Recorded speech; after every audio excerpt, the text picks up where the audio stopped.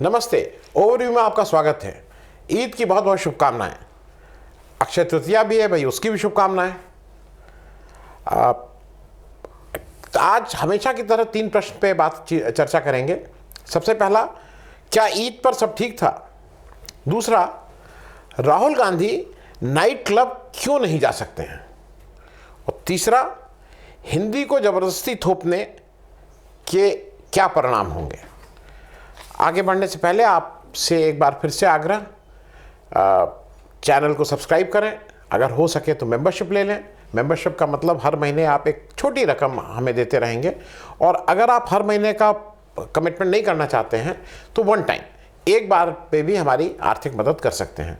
आपका जो ये आर्थिक मदद आती है उससे हमें चैनल आराम से चलाने में आराम रहता है। उसके डिटेल्स नीचे डिस्क्रिप्शन बॉक्स में है।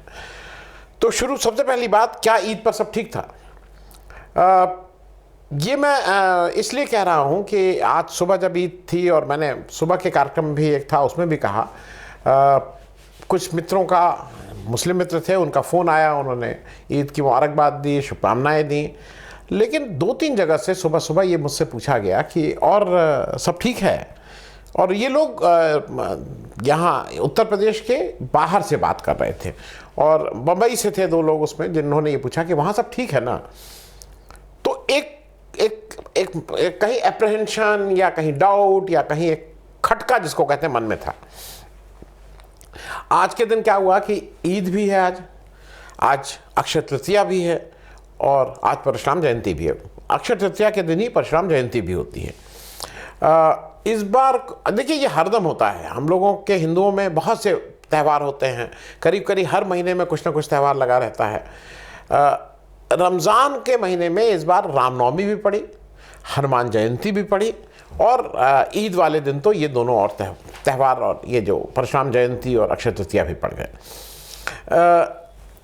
इस बार लेकिन जब रमज़ान का महीना चल रहा था तो रामनवमी और उसके बाद हनुमान जयंती के समय एक ऐसा टेंशन पाया गया कुछ स्टेट में जो अवॉइड किया जा सकता था, कि भाई कुछ लोगों ने अपनी जिद पकड़ी कि नहीं, अगर वो नमाज पढ़ते हैं तो उसी समय हम हनुमान चालीसा पढ़ेंगे, हाँ, सुबह अजान के समय हम हनुमान चालीसा करेंगे, इत्यादि इत्यादि। और उसमें सब लोग अपनी अपनी तरह से सियासत कर रहे थे। राज ठाकरे जी महाराष्ट्र से ताल ठोक रहे थे कि अगर 3 तारीख के बाद लाउड स्पीकर नहीं उतरा तो क्या क्या कर देंगे। उत्तर प्रदेश सरकार में एक लाउड स्पीकर की एक पुरानी, वो ऑलरेडी हाई कोर्ट का डायरेक्शन था, उसको लागू किया गया, और उसमें काफ़ी लाउड स्पीकर को धार्मिक स्थलों से, चाहे वो मंदिर हो चाहे मस्जिद हो, वहाँ से उतारा गया, और उनकी साउंड्स भी कम की गई कुछ जगह। वो एक बड़े पैमाने पे हुआ। देखिए, सबसे पहली बात यह है कि सेकुलर एक वर्ड बोला जाता है ना, तो सेकुलर का जो मतलब समझ में आया है उसको जरा, जैसे पश्चिम में, मतलब यूरोप में या वेस्ट में, सेकुलर का मूल मतलब है कि एब्सेंस ऑफ रिलीजन से लेना देना नहीं। लेकिन इंडिया में सेकुलरिज्म का मतलब है इंक्लूसिव ऑफ रिलीजन, जिसको हम लोग आम भाषा में बोले सर्वधर्म संभाव, सारे धर्म आएंगे। और इसको शशि थरूर जी ने अपनी कई किताबों में इसको मेंशन किया है। उन्होंने कहा है कि state engage with all of them, मतलब रिलीजन के रेफरेंस में बोला है कि state engage with all of them but privilege none. वो सारे जो धर्म हैं उनको एंगेज होती है, उसको एक तरह से प्रोटेक्शन रहता है, लेकिन उसके लिए कोई प्रिविलेज नहीं रहता है कि ये ज़्यादा आगे और ये ज़्यादा पीछे। जो अभी ऐसा लगता है कि एक धर्म विशेष को थोड़ा ढकेला जा रहा है, और बाकी जो बहुसंख्यक हिंदू हैं उनको तो थोड़ा प्रिविलेज है कुछ कुछ स्टेट में। क्योंकि एक चीज़ और है, जो किसी भी स्टेट या देश के भाई प्रधानमंत्री को आप कहिए तो भाई he is the first in the sense कि वो राजकाज चला रहे हैं, सरकार के हेड हैं। उसी तरह से स्टेट में चीफ मिनिस्टर हैं। एक प्रश्न है, इसका जवाब आप खुद बताएंगे, या तो लिख के बताएंगे या कल, आज मत बताइएगा, कल का मैं कार्यक्रम करूंगा उस समय, या कभी भी आपको जब लगे तब बताइएगा। पीएम ने ईद की शुभकामनाएं देते हुए, या जो हम लोग कहते हैं मुबारकबाद देते हुए या बेस्ट विशेस देते हुए, एक ट्वीट कर दिया है कि भाई ईद की बहुत बहुत शुभकामनाएं। अब हिंदुस्तान के, आपको ये बताना है कि हिंदुस्तान के किन किन चीफ मिनिस्टर्स ने ईद की शुभकामनाएं नहीं दी। और ये मैं इसलिए ये बात कह रहा हूं क्योंकि देखिए, हो सकता है कि कोई ऐसे चीफ मिनिस्टर हो जो ना ईद की देते हैं, ना होली की देते हैं, ना दिवाली की देते हैं, ना क्रिसमस की देते हैं, ना गुरु नानक बर्थडे के देते हैं, किसी के नहीं देते हैं। लेकिन आज ही के दिन आप जरा ये देख के बताइए कि किसने ईद की मुबारकबाद नहीं दी, और उसी दिन क्या और मुबारकबाद दी गई, और बधाइयाँ दी गई, और शुभकामनाएं दी गई किसी और कारण से। तो ये जरा मैं आपसे पूछ रहा हूँ, आप लोग भी थोड़ा इसमें होमवर्क जिसको कहते हैं कर दीजिएगा। क्योंकि जब ये सुबह फ़ोन पे पूछा गया ना सब ठीक है, मुझे तब तक नहीं पता था कि जोधपुर में एक थोड़ा हिंदू मुस्लिम का लेके थोड़ा, मतलब दो धर्म बोला जा रहा है, दो धर्मों के उसमें थोड़ा खींचतान हुई थी। कल एक चौराहा था, वहाँ एक धर्म विशेष के लोग अपना झंडा लगाना चाह रहे थे, वो दूसरा, वो एक जो होता है वो एक टेंशन जिसको कहते हैं झंडा लगाने को लेकर वहाँ तनाव था। लेकिन चूंकि अशोक गहलोत की वो गृह जनपद है, वो चीफ मिनिस्टर हैं, उन्होंने शायद हेलीकॉप्टर से भी लोगों को भेज के उस मामले को उन्होंने कंट्रोल में कर लिया था। अब एक चीज़ ज़रा ये भी समझने वाली है कि जो देश के नेता हैं ना, जब ये विदेश में जाते हैं तो इस्लामिक राष्ट्र के उन मुस्लिम नेताओं के साथ गलबाइयाँ करते हैं, कोई गले मिल रहे हैं, कोई मतलब मार झप्पी अप्पी सब पा लेते हैं। पर देश में टोपी पहनने से भी इनकार करते हैं। अच्छा, ऐसा नहीं है, देखिए मैं ये मान सकता हूँ कि भाई मैं टोपी नहीं पहनता हूँ, मैं टोपी नहीं पहनूंगा, कोई टोपी नहीं, लेकिन मैं सिख की पगड़ी पहन लूंगा, मैं कुछ और नॉर्थ ईस्ट जाऊंगा तो कुछ पहन लूंगा, लेकिन मैं मुसलमान की जो आइडेंटिफाइड होती है टोपी, जो जाली वाली गोल टोपी, वो मैं नहीं पहनूंगा। क्योंकि ये भी एक चीज़ है। अभी क्या हुआ है हाल के दिनों में, हिंदू मुस्लिम टेंशन के साथ साथ ये हिंदू क्रिश्चियंस भी चल रहा है, अब ये हिंदू सिख भी शुरू कर दिया गया है। अच्छा, वो पंजाब में जो किया गया है, apparently on the face of it, कुछ लोग उस पर वो कह रहे हैं नहीं हाँ मेरे पास भी आ रहे हैं, नहीं मैं यहीं बैठा हूँ, मैं देख रहा हूँ, लेकिन ये सब सियासत है। मुझे ऐसा लगता है कि आम आदमी पार्टी ने चूंकि एक अच्छा प्रदर्शन किया है, बाकी जो भी पार्टीज हैं उनको बिल्कुल एक तरह से दबा के उनको उनकी हार हुई है, तो वहाँ ये भी एक कारण है। मैं एक इसको खत्म करने से पहले एक दो चीज़ें आपको बता दूं। देखिए, भारत की जो विविधता है ना, जो हमारी कोर यूएसपी जिसको बोलते हैं, जिसकी वजह से हम कहीं भी जाते हैं तो अपना सिर ऊंचा गर्व से करते हैं, वो हमारा इंक्लूसिवनेस है। हम कोई धर्म हो, उस धर्म के कितने संप्रदाय हो, हम सबको अपने में आत्मसात करते हैं। इस्लाम की बात कर लें, इस्लाम के शिया, सुन्नी, अहमदिया, बोहरा, मालूम नहीं कितने कितने और इसके सब वो हैं, सब हम मतलब हिंदुस्तान में हैं और सब लोग अपना अपना धर्म प्रैक्टिस करते हैं, कहीं कोई दिक्कत नहीं है। कोई बहाई है तो कोई जिसका जो धर्म है वो प्रैक्टिस करते हैं, ये हमारी स्ट्रेंथ है। और वहीं पे मतलब धर्म के बेस पे बना हुआ पाकिस्तान, उसने अहमदिया को नॉन इस्लामिक डिक्लेयर कर दिया। अब अहमदिया वहाँ से भगा दिए गए, वो अपना लंदन में जाके उन्होंने कहीं अपना मुख्यालय खोला है। तो हम जो देश, जो भारत है, वो सबको साथ लेके चल के सबको, ये उसकी स्ट्रेंथ है। मुझे लगता है कि इस फैब्रिक को नष्ट ना होने दिया जाए। जो भी भारतीय, जिस भी धर्म का है, उससे हो सके तो ये धर्म का के नाम पे जो बवाल और उन्माद फैलाने की कोशिश है, उसमें कम से कम ठंडा पानी डालने का काम किया जाए। कुछ लोग पेट्रोल लेके घूम रहे हैं कि उस आग को कैसे भड़काएं, वो अलग बात है। अब मैं आता हूँ दूसरी बात पे। राहुल गांधी नाइट क्लब क्यों नहीं जा सकते हैं? और मैं पहले थोड़ा बता दूं, ऐसा है कि राहुल गांधी जी अभी एक भीम उदास जी हैं, ये एक्स एम्बेसडर नेपाल के थे म्यांमार में। उनकी लड़की सुमिनमा उदास हैं, उनकी शादी में शरीक होने काठमांडू गए हुए हैं। सुमिनमा उदास जी जो हैं वो CNN की रिपोर्टर थी, और उनकी शादी निमा मार्टिन शेरपा से आज हो रही है, मतलब 3 तारीख को, मंगल को आज हुई है।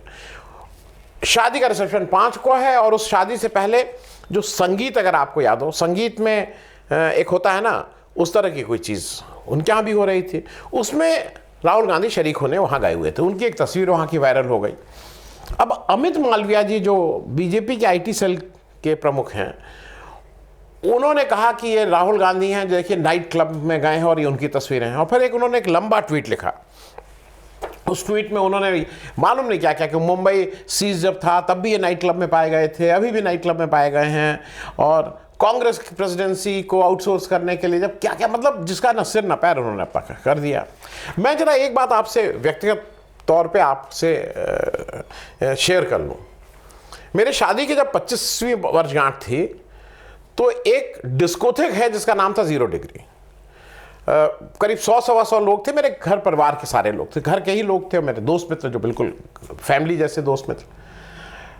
तो उस 0 डिग्री को पूरा बुक किया गया। वो डिस्कोथेक था, वो डांस वाला था, और मैं एक बहुत ही जिसको कहते हैं ना परंपरागत, रूढ़िवाद ने भी बोलिए तो एक बहुत ही कंजर्वेटिव उस तरह की फैमिली से आता हूँ।